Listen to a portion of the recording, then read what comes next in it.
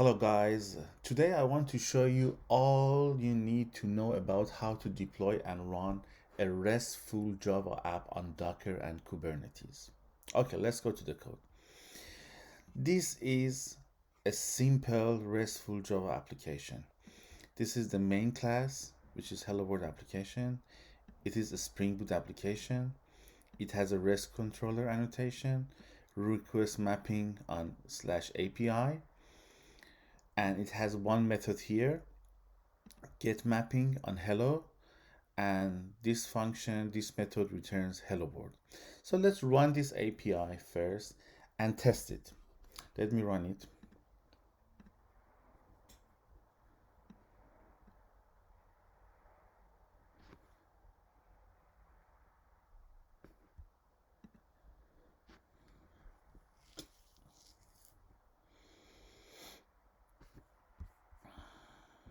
Okay, it started hello world application. Now let's test it. For testing this RESTful API, I'm using curl. So let's go to terminal and use curl http localhost 8080, which is the default for Spring Boot, API, which comes from here, API, and then hello. Look at here, hello world, which comes from here. So this is how we test our REST API. Now that we know it works, let's go to Docker side of it. I have a video on how to install Docker and Kubernetes on Mac. I will add it to the description. If you want, you can go and have a look how to install the Docker and Kubernetes on your Mac. But if you have it, then you can complete from here. Now let's create the Docker image. For creating a Docker image, we need a Dockerfile.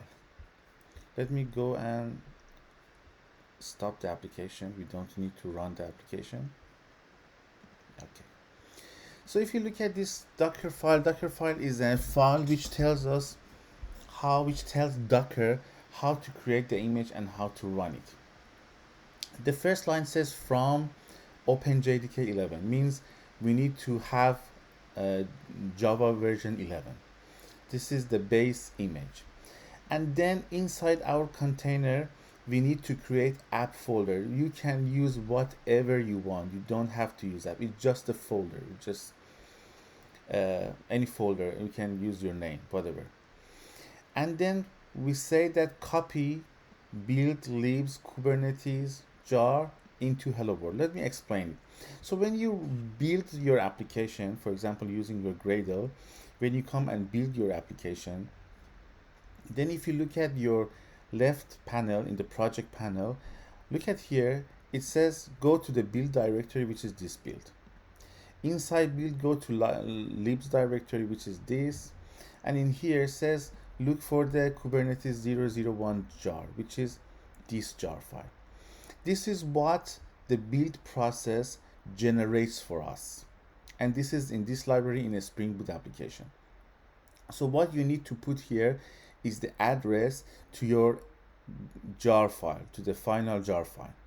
And what I'm saying is copy this from my system and rename it to this file, hello-world-api.jar, and put it where? Inside this work directory. My work directory is app. I will show you that at the end. I will go into the container and I will show you that I have app folder, and inside the folder I have hello-world-api.jar. So what we are doing is we are copying what is generated for us as a build process, and we copy into our working directory and rename it to hello-world-api.jar. You can keep the same name, you can change it the way that I changed, whatever you want to do, you can do that. We expose the port, so we are saying that this container should listen to 8080. The reason that I chose 8080 is because a Spring Boot server, the Tomcat, by default listens on 8080. So I expose 8080. If you change this port yourself in the configuration files, then you can change the expose here. But by default, it is 8080. And this last line is a command. We are saying that when you want to run this image to make it a container, use java jar hello-world-api.jar, because the file is hello-world-api.jar. So this is how we run it. So the first three helps us to build and make the file. This one opens the port, and this one runs it for us. Now let's go and build the Docker image. For building the Docker image, we can come to the console and say docker build -t hello world API. I will put all these commands and the content of all these files, Dockerfile and Kubernetes file, in the description. So you don't need to write it down right now. You can just watch it and then later go to the description and copy all these commands. So docker build -t, we want to tag this one as hello world API, and dot is the current directory. So let's have a look.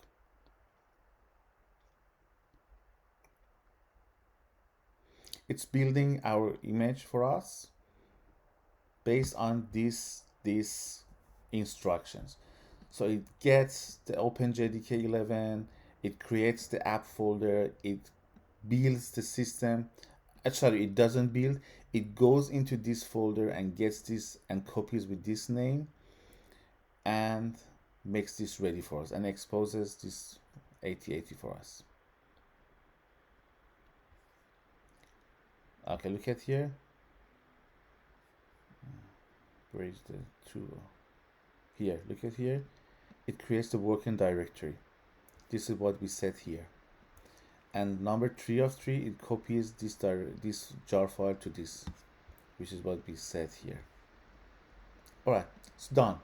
Now that we have the image, now let's run the Docker container. How do we run it? We say docker run -p for port mapping, port 8080 to 8080. So from outside of the container 8080, it forwards to inside the container 8080, which is our Spring Boot app listening to. And this is our image, hello world API. We want to run this image. Look, the system comes up and it started the application. So we are now running our RESTful API, our app, inside Docker. So we have a Docker container. Now let's test it. For testing this, I will create another terminal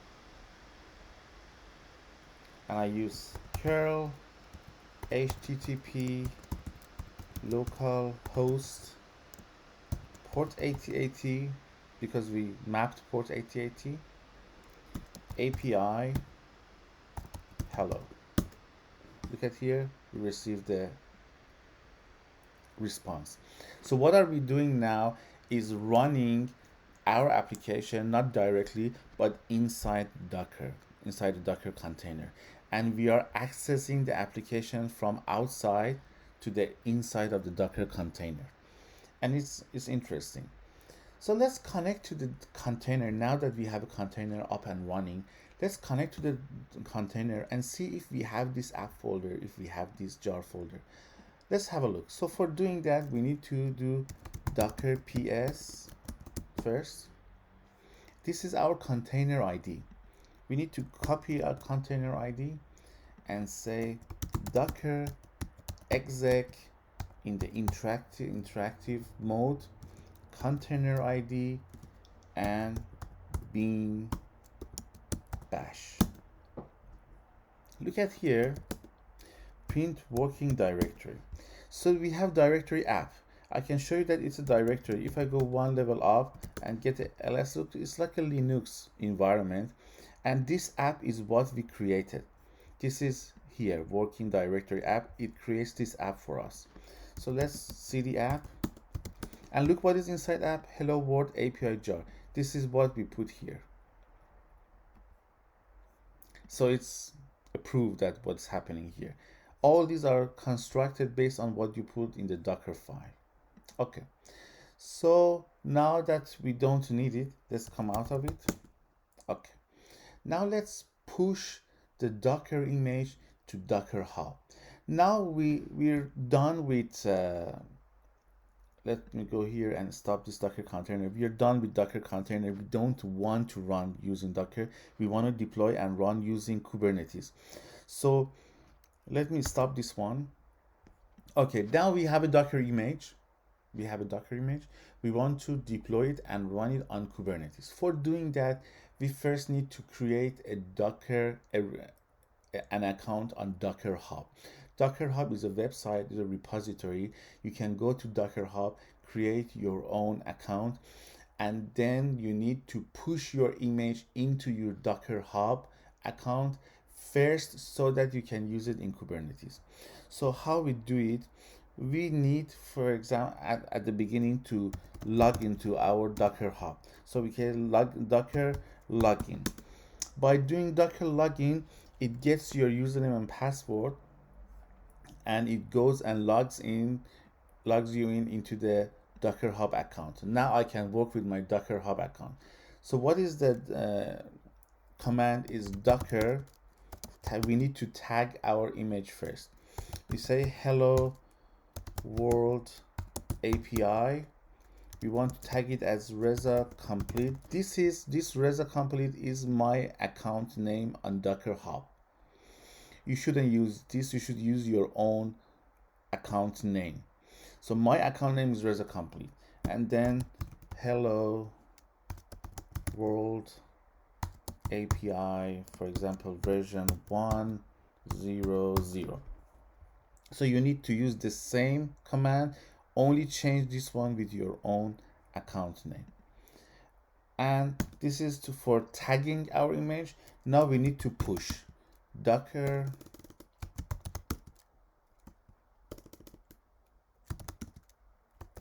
push our image hello world API version 1.0.0. Okay, so now it depends, the speed of this one depends on the speed of your internet, because the whole image which is created, which has JDK inside it, which has your app inside it, everything is inside your image. Everything is now going to be pushed from your local machine to the repository in the Docker Hub. I can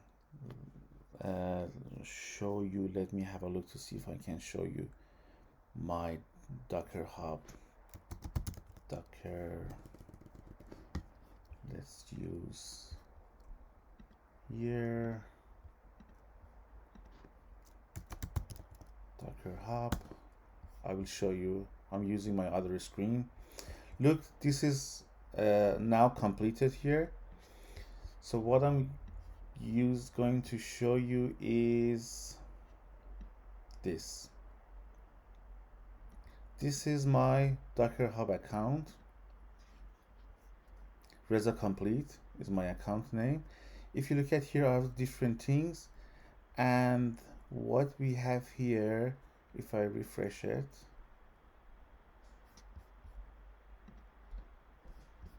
look at this one, hello world API, last pushed a minute ago. So what happened is we pushed our image into the Docker Hub. Now the next step is going to the Docker Hub and fetching this to be able to run it inside Kubernetes. So I close this one, we don't need it. Okay, so we pushed to the Docker Hub. Now deploy the application using Kubernetes. For doing that, let me close this one and close this one. For doing that, we need two files. One of is deployment.yaml, the other one is service.yaml. You can choose any name that you want. You don't have to use these names. But let's go and see what is inside the deployment. We are saying this is the deployment, this is the version, nothing important. This is the metadata, it's just a name that we can use later to reference to this deployment. And This is our name of the app. If you look at here, it is a couple of times. It's here, it's here, it's here. Doesn't matter, it's just a name. What is important here is the image name, because it goes to Docker Hub and looks for this. This is important. This is your image name.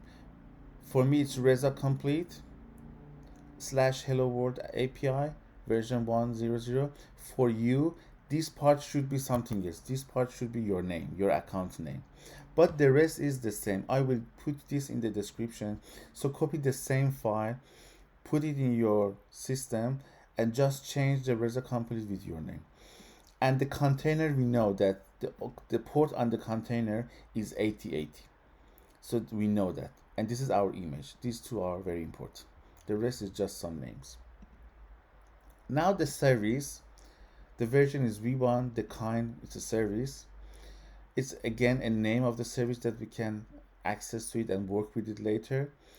And the selector, this is Hello World API, which we have here, Hello World API. We are saying that use that Hello World API. It is a TCP, and the port on the outside of this container is 80, on the cluster is 80, and it forwards anything that hits 80 to 8080, which our container is listening on. So our container is inside our cluster. So the outer port is 80, which Kubernetes is listening on that, and the Kubernetes forward everything from port 80 to the 8080, which our container is listening on that. And the type of this node that we are creating is node port. These are our Kubernetes details that if you want to go inside, it's a huge amount of information. So I assume you guys know, but you don't need. Just copy the same thing exactly from description and put it inside your system. And this is where you put it. Deployment and service is on top folder in your system. This is my Kubernetes project, and in here I have deployment and service. Okay, now what to do after that? We need to use two commands here from Kubernetes. One of them is kubectl, which is the Kubernetes command line application. We say apply -f, which is the file name, deployment, which is the name of this file, deployment.yaml.